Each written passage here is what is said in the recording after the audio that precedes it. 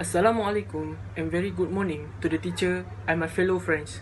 Today, on this fine day, I would like to present a public speech about the advantage and disadvantage of eSport to youth. It is an issue that had an argument about. Before it was, I would like to share the pros and cons of this issue. Ladies and gentlemen, video games were introduced in the late 1970s. Children and parents alike have been glued to their screen enjoying virtual reality. After all the technological development, the video game also have been improved and inserted into our smartphone. Before this, we only play video games through PlayStation or the Game Boy, but later on today, we access the video game that can be downloaded using our phone, and it's far more fun.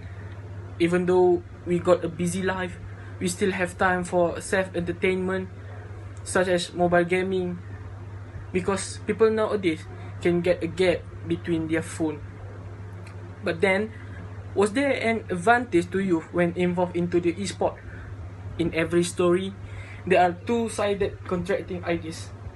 Therefore, I would like to take this opportunity to let the audience know the advantage and disadvantage of esport to youth. Ladies and gentlemen, let me start my speech by stating the first advantage of youth who get involved in esport, that is, they can train and improve the physical and mental abilities. Some studies prove that when we play video game daily, we can improve our visual attention, be more efficient in changing tasks, and be more faster in tasks where we have to perform a visual search or to identify objects by their shape or colors.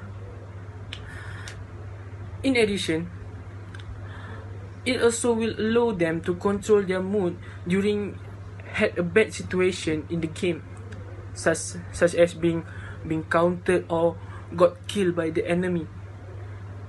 This is important because in esport, a good strategy can lead a good game. Then, a good mood will let us to think wisely about how to win the game properly. Like for example, the PUBG Mobile, that was a popular video game in esport, which is not just a game, but it let your brain work with a systematic thinking that come up with great idea about how you want to survive until the end of the game.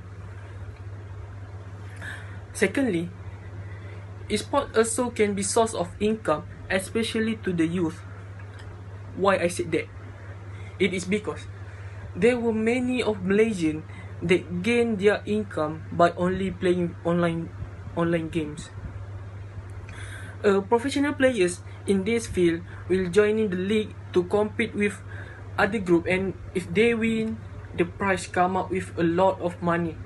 It's a profitable business. Other than that, they also signing contract with media social such as Facebook or YouTube for making content, and they will be paid by the company as an income. For example, the gamers sign contract with Facebook Gaming, and they will make a live streaming video of the video games that they will play, and the income will be calculated and how many viewers, how many supporters, and how many stars that they get in a single streaming live. Now, I will focus on the disadvantage of esport to youth. Firstly, it is about security issue. Internet is an open place where you can access a wide amount of information, so that they maybe will be downloaded incorrectly games from the less reputed site.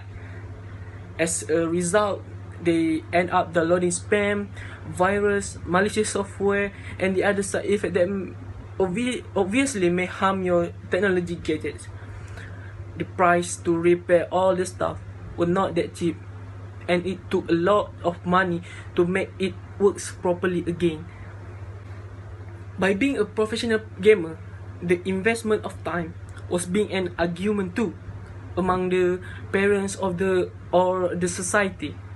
It is no secret that they spend considerable amount of time practicing and sharpen their skill, learning new ways to strategize with their teammate.